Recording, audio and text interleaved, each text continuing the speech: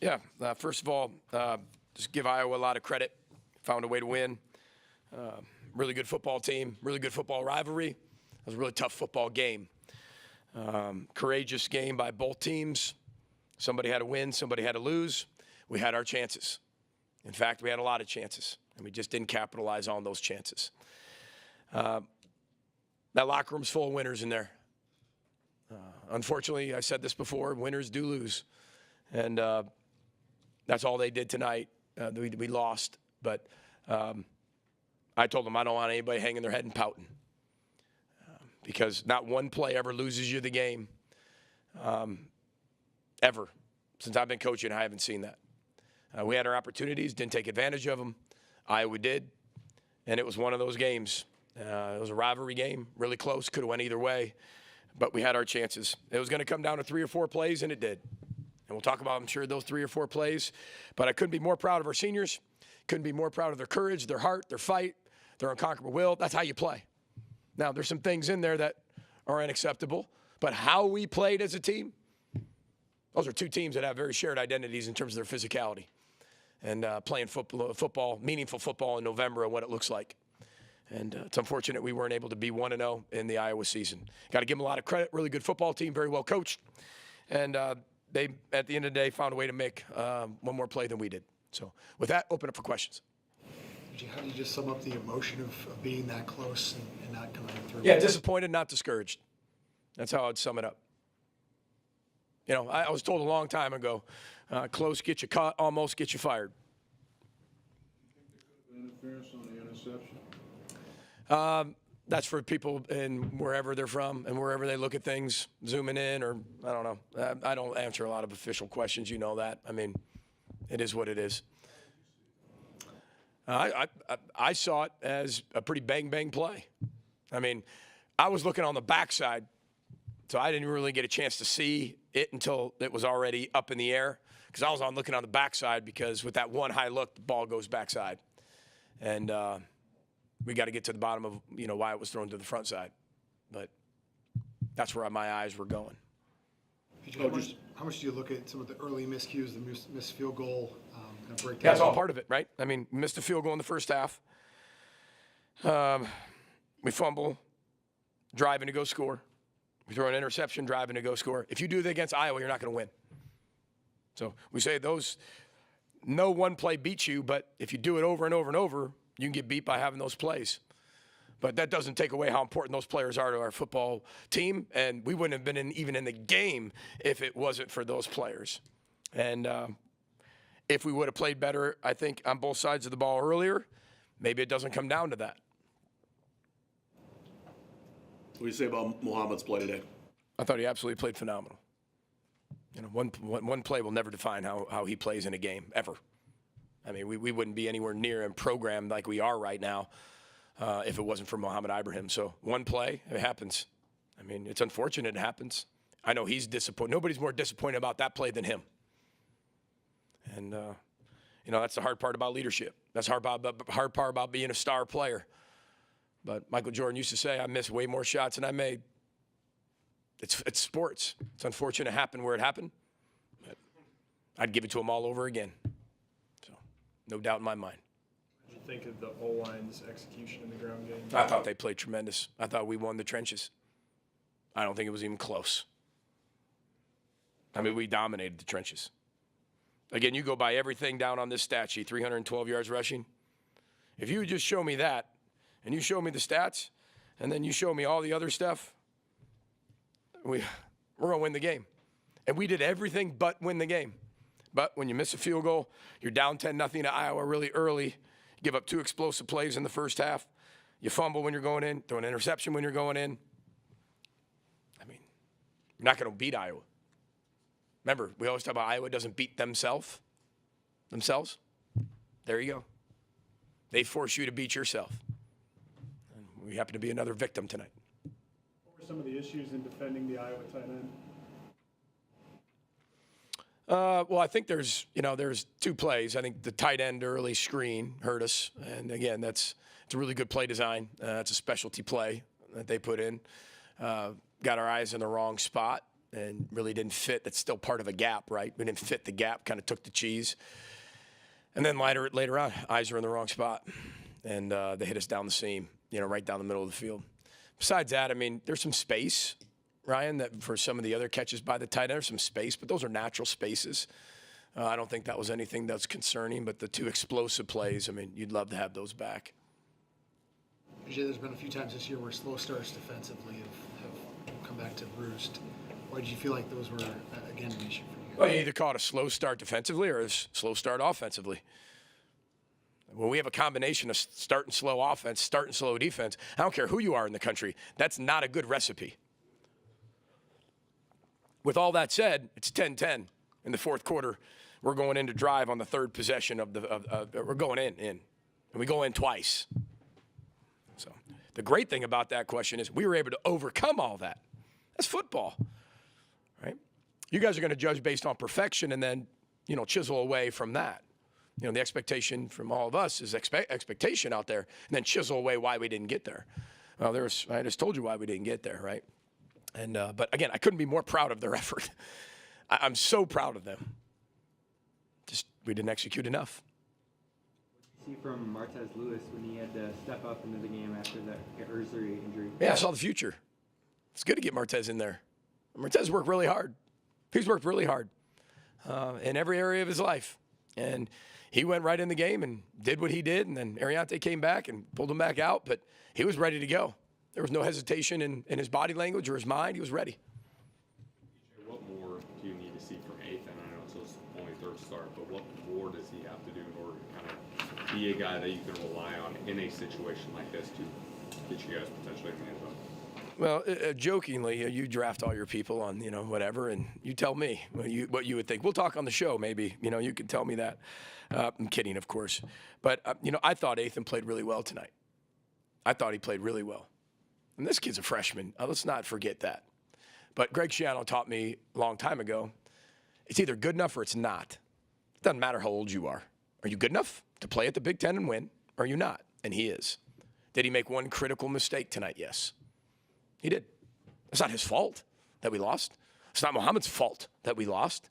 We lose as a team. It's not Trickett's fault that we lost. It's not Newbin or Howden's fault that we lost. It's not. We lose and win as a team. Those plays show why you don't win eventually if you, touch the stove too many times. But when you look back at Ethan's performance tonight, I'm just looking at in terms of 7 of 15. The pick, that was catastrophic. But I thought he managed it well. I thought he pulled it when he needed to pull it. He got us out of some really tough situations. He was really accurate in the first half. I thought he played well. Now, he's only going to continue to get better. But this is every time he plays and every snap he gets, he's only going to get better. It's like fertilizer right now. All we're doing is you're pouring fertilizer on him. Because every day he just keeps getting better and better and better and better.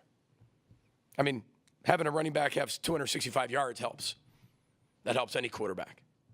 And I thought Mo's performance was outstanding. Can you walk us through your thought process, late second quarter, 4th and 1 at Iowa 16? Yeah, we're down 10-0. Or was that 3-0? You were down 10-7. 10-7, yep. First half, yep. On the 4th and 1 that we punt, I thought it was 10-0 at that point when you're talking about the 4th and 1 that was really short that we punted and we could have went for it, but then I thought of Purdue. I thought it was 10-0 at that point. Am I mistaken? 10-7, late second quarter, Iowa 16, Trickett's missed field goal after Ethan's incomplete pass on 3rd and 1. And you're talking about why we didn't go for it on 4th down? Yes. Field position. If we don't get that, you see how the game was going. Same thing, there's a 4th and 1, right? Right? Is there 2 4th and 1s or is there 1 4th and 1? I got it written down 4th and 1 on the second drive. But anyway, we don't go for it because the Purdue game kind of brought that into mind. I felt the more patient I was with this game again. It was very similar to last week. This game was going to take patience. If you don't get that and you remember, Iowa's offense statistically, if you give them a short field, they're scoring points. You give them a long field, they're not going to score any points. And I don't regret that decision one bit, at all. You go to the second half, different story. 4th and 1, absolutely. But that first half, I think pinning them down there, they didn't have any points come out of that. So it was a plus for us. PJ, what's your philosophy in terms of like late in the game? Was there any ever consideration to let Iowa score to maintain more time on the clock for you to come back down the other field, or what's your philosophy on it? Well, I don't know if they were going to score a touchdown. I think they're smarter than that. I think they knew that all they needed was a field goal. Ball was in the middle of the field.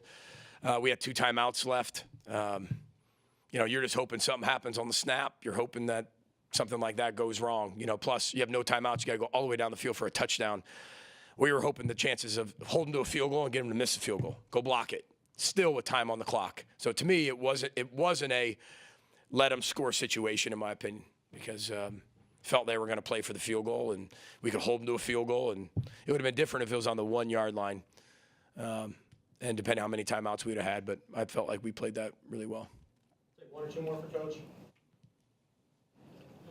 Coach, walk through balancing the short yardage situation. I know you have a great player in Muhammad who runs the ball, and there's certain situations where you have to run versus pass. Now, one situation comes to mind is I think the third and 2 in the first half, and there was third and 2 in the second half. The third and 2 in the first half, I believe from my notes, you guys ran on every play up till the incompletion. Then I guess Ethan had been successful in the drive prior, just not just in this game, but just in your general philosophy on when the balance on short yardage plays and when to pass versus when to run. Well, I think that's, you can talk data all you want. That's all based on feel. That's all based on time. That's all based on who's getting the ball in the second half. That's all, how's everybody playing? Is somebody in a rhythm? What plays do we have that are going to be able to work? What's the defense running? There's all those types of things. It's not just philosophical. We're going to run, run, pass, run, pass. We don't work that way. We go based on what's working and what we believe in and what the game plan tells us as it unfolds. And we felt we made a lot. Listen, I thought we made a lot of really good decisions. Players executed those decisions, I thought, really well, and put ourselves in a position to win the football game multiple times. And that's all you can ask in a rivalry game. Put yourself in positions to win it multiple times and not put yourself in positions where you're not going to win it.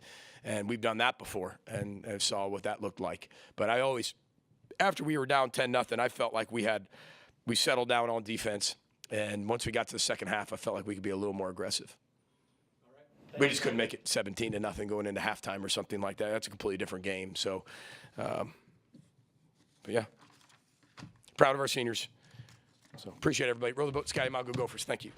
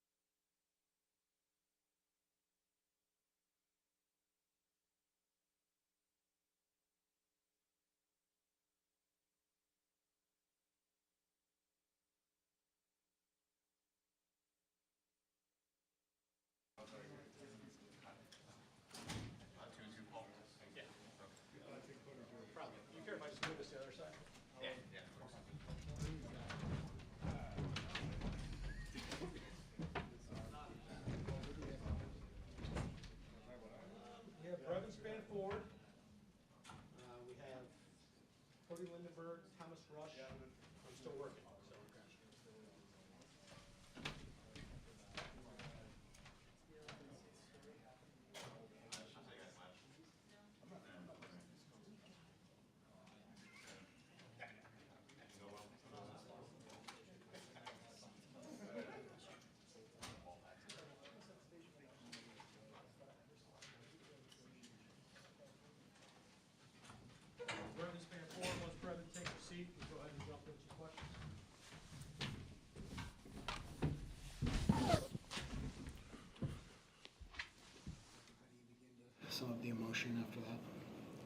Obviously, a very emotional loss. Going with the senior day on top of rivalry game. It just came down to those few plays executing, and we came up short in our details. Brian, I can't remember if it was in the second quarter or whatever. It looked like you were wide open for a touchdown. Was there confusion on that play, or was it just a misread? I don't know what play. I don't recall. Rev, did you feel yourself in the line took the game over in the third quarter? What's that? Did you feel the line and yourself took the game over in the third quarter? I think we had a really good groove on offense. That's a credit to our O-line and backs. Everyone doing their job.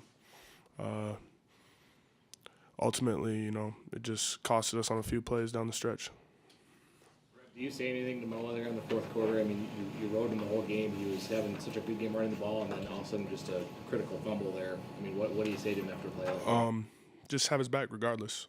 Obviously you guys know Mo's not a player that fumbles a whole lot, but it happens. It's football. It's football, and one play is never going to define Mo Ibrahim. So I got his back regardless. Our whole team has his back. How would you assess your quarterback's play today? Ethan played really confident. You saw he had a couple good runs, great reads. I think, and that's big credit to Tanner Morgan as well. He's been by his side the whole week, making sure he's meeting and things like that, and in his film study and things like that, making sure he was prepared for today.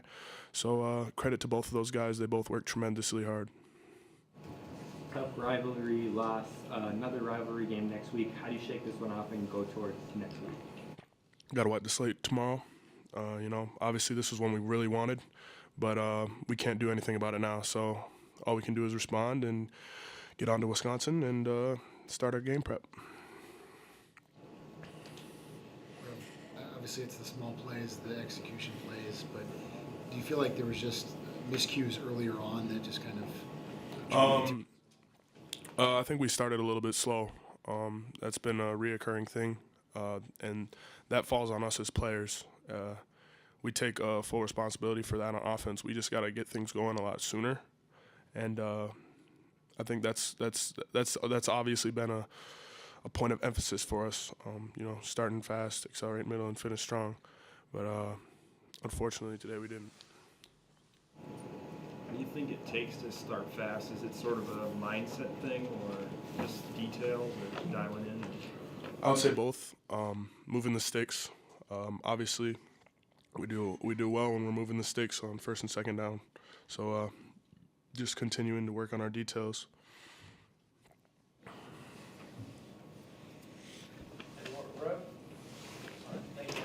Have a good one, y'all.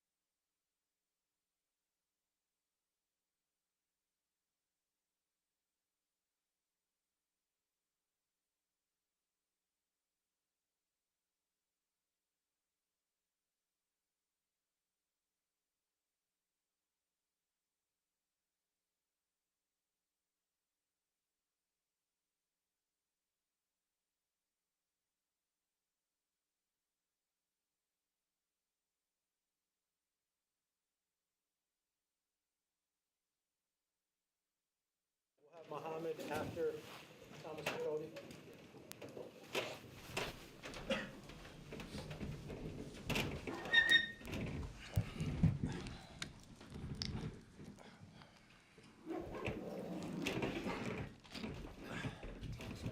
Emotion like in the locker room after that one.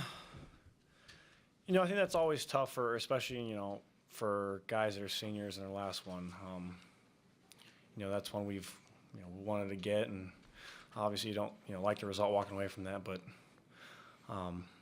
you look at the guys in the room and the guys around, and you just can't help but be proud about the way we played, and just that just kind of sticks with you, and you think about how proud you are, and again, not the result you wanted, but just looking at the guys, you just can't help but think about how much you've grown close to them, and how much that means to you. Cody, the tight end screen led to a big gain, and then they tried it again later and made the adjustment. What was the key to sort of sniffing that out the second time? Yeah, they obviously ran that kind of early in the game, and they got us on it. And just we knew they were going to come back to it. They got us on it. The gas was pretty good, so it was a good play. And when me and Sorry kind of spotted out, and we told each other just be aware of it. And they, post snap, it started to take form of what it was that first play, and just kind of sniffed it out and got there. Thomas, from your vantage point, after the interception, the first play after the interception, they got a pretty big game. What happened on that play from your vantage point? I just kind of in the moment thinking about it, was just kind of going through what I had to go through. Can't really say anything about what exactly went down. We just, saw what happened and just thought to myself, I got to get on to the next one, and got to respond and get with the fellows and get them right, and get a stop. Does it make it more difficult just in the way that you guys have lost this one, just the late turnovers? Can you feel like you're on the cusp there? Just the way that it happened? I mean, every loss is obviously nothing that you want. The turnout isn't what we were playing for, but I think the guys played their absolute tails off, and that's honestly everything you can ask for when guys go out and play their absolute best. And especially for the seniors, I'm lucky to have these guys above, just taking the lead, and I'm able to learn so much from these guys. I'm just so lucky to be able to be with these guys. I'm very proud to be with them. What did you feel you were doing well when you got the game kind of better in control and defense in the second quarter? I think the intensity and just the execution was there. Guys were in their gaps with violence and detail, and that's all you can ask for, honestly, is when we go out there, you need to execute with how and detail, and when the play comes to you, you'll make it. So I think we're doing a good job being in the right spot and making the play. You guys have seen Mo do a lot of great things, but today might even been the best of all. I guess what stood out to you from the sideline? Yeah, I think he's a guy you just kind of watch every game, and he continues to impress you. Even with your expectation of who he is, and you think about Mo and what he's going to do, and then he goes out and has a game he has, and he just keeps raising the bar for himself and showing what he's capable of doing. He's the best running back I've ever seen, and that's props to him and all the hard work he's put in. And like I said, he just continues to impress, and that's what I love about him. What will be challenging in bouncing back from this one with another rivalry game next week? Just going into the next week, just looking at being 1-0 in the next championship Wisconsin week, getting that axe, got to flush it down the toilet, what just happened today, and just, going in tomorrow, watching film, and just getting better for the next week to come. So, yeah. Any more for Thomas or Cody? Okay, thanks. Thank you, guys. Yep. Thank you, everybody.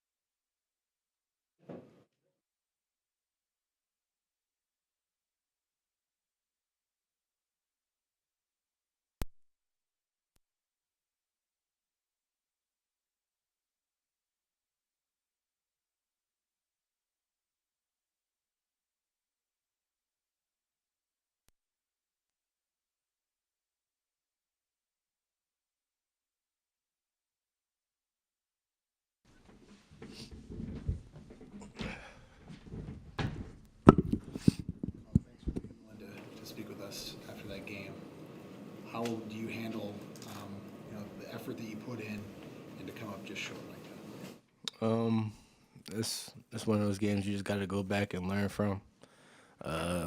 See what went right, see what went wrong. Tomorrow's going to show a lot about it. Show what we got to improve on, and be 1-0 in the Wisconsin week.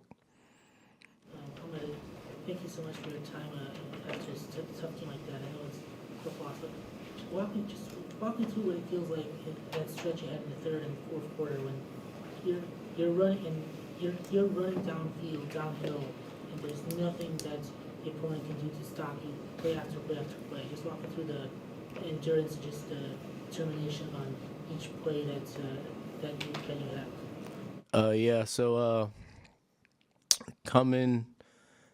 The drive before halftime, Coach Burns pulled me to the side and we had our little chat, what we normally be having. And, you know, it was one of those situations where I wasn't performing at my best, and I had to turn it up.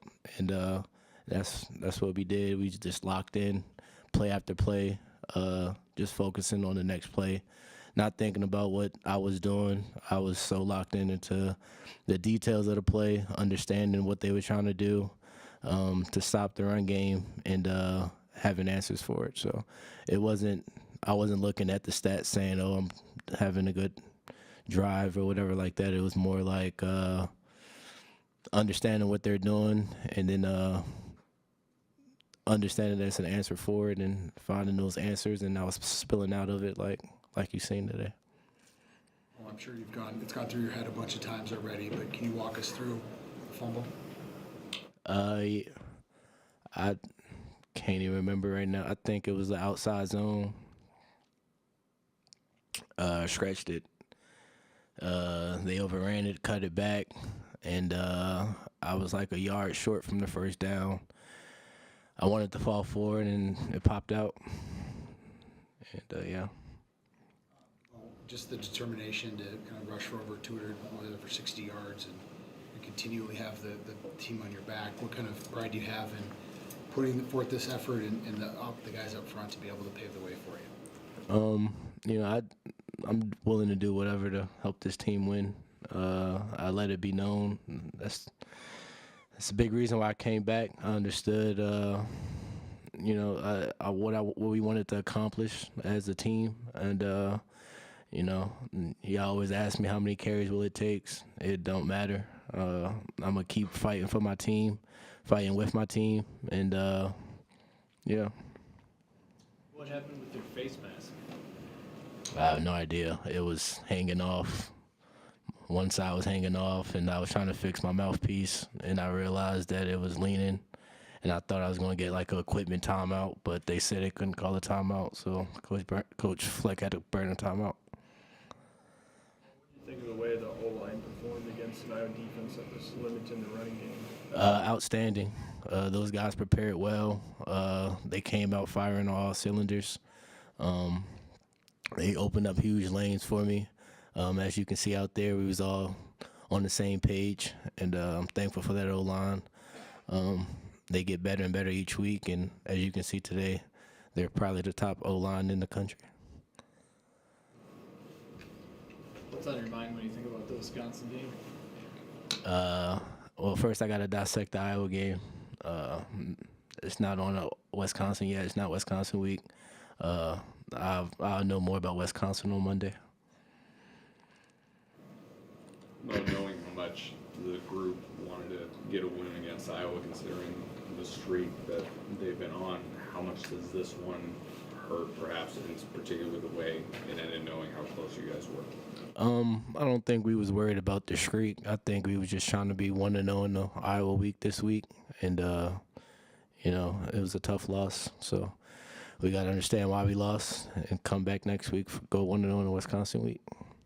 Feel like it was a case perhaps where you guys beat yourselves rather than you feel like you were beat? I wouldn't say that. I have to watch the film and see what happened. But